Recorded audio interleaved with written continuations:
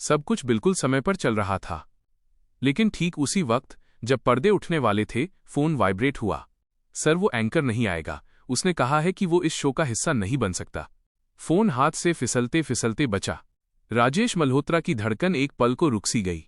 आज उसकी कंपनी का 25वां एनिवर्सरी इवेंट था। 5000 लोगों का auditorium, media, investors, international clients. Stage पर LED wall, laser lights, live broadcast. और शो का चेहरा, देश का सबसे मशहूर मोटिवेशनल स्पीकर और एंकर एन वक्त पर कैंसिल कर चुका था। हमने 7 लाख एडवांस दिया था, राजेश ने दांत पीसते हुए कहा। कॉन्ट्रैक्ट साइन था, नाम बैनर पर छपा है। अब ये क्या तमाशा है? पीछे खड़े मैनेजर की आवाज कांप रही थी। सर, ऑडियंस अंदर बैठ चुकी है। शो शुरू होने में 5 मिनट हैं। 5 मिनट? इतने बड़े इवेंट में 5 मिनट भी बहुत होते हैं। स्टेज के पीछे हलचल थी। लोग दौड़ रहे थे, हेडसेट में फुसफुसाहट, किसी की आंखों में घबराहट। और उसी बैकस्टेज के एक कोने में फर्श पर झाड़ू लगाती हुई एक लड़की। नाम पायल, उम्र कोई 16-17 साल, नीली यूनिफॉर्म, बालों में साधारण सी चोटी, पसीने से भीगी पेशानी, लेकिन चेहरे पर अजीब सी शांति। वो पिछले 2 दिनों से इसी ऑडिटोरियम की सफाई कर रही थी। रिहर्सल देखी थी, light test, mike test, speech की प्रैक्टिस। और सबसे ज्यादा उसने वो पूरा स्क्रिप्ट सुना था जो एंकर को बोलनी थी, क्योंकि हर रात काम खत्म होने के बाद वो खाली हॉल में खड़ी होकर उसी स्टेज की तरफ देखती और खुद से बोलने की प्रैक्टिस करती। धीरे धीरे, बिना माइक, बिना किसी को बताए। आज जब उसने एंकर नहीं आएगा सुना, उसका दिल जोर से धड़का। उसने झाड़ू रोकी, हाथ कांपने लगे। उसके दिमाग में मां की आवाज गूंजी, बेटी, ज्यादा बोलने से काम छूट जाता है। लेकिन फिर पापा की तस्वीर याद आई जो कहते थे, डर हमेशा आवाज से बड़ा लगता है, पर जब बोलना शुरू करो तो डर छोटा पड़ जाता है। पायल ने गहरी सांस ली और पहली बार वो बैकस्टेज से आगे बढ़ी।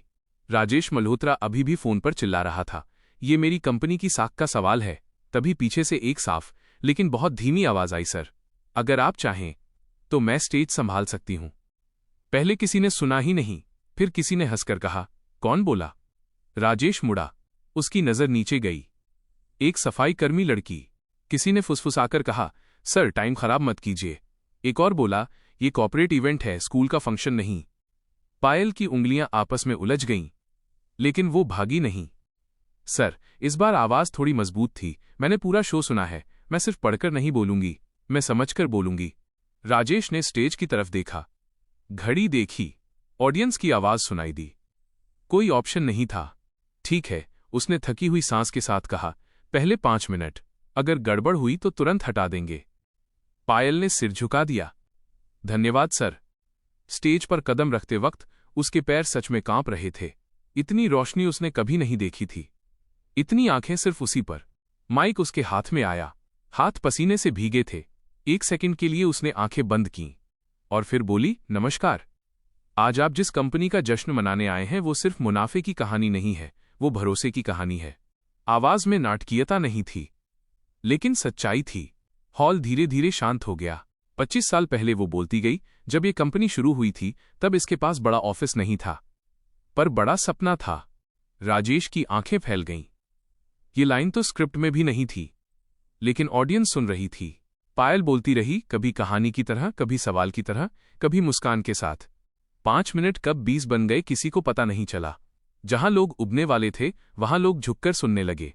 पहली तालियां आईं, फिर दूसरी, फिर पूरा हॉल।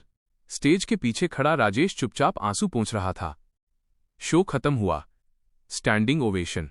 राजेश खुद स्टेज पर आया, माइक लिया। आज उसकी आवाज भारी थी, इस लड़की ने सिर्फ हमारा इवेंट नहीं बचाया, इसने मुझे याद दिलाया कि टैलेंट पद नहीं देखता, मौका चाहिए बस। पायल को नौकरी मिली, स्कॉलरशिप मिली, एक मीडिया इंटर्नशिप का ऑफर मिला, और जो एंकर कैंसिल करके गया था उसका नाम इंडस्ट्री में धीरे धीरे अनप्रोफेशनल की लिस्ट में चला गया। क्योंकि जिस दिन उसने स्टेज छोड़ा उसी दिन एक सफाईकर्मी लड़की अपनी आवाज पा गई।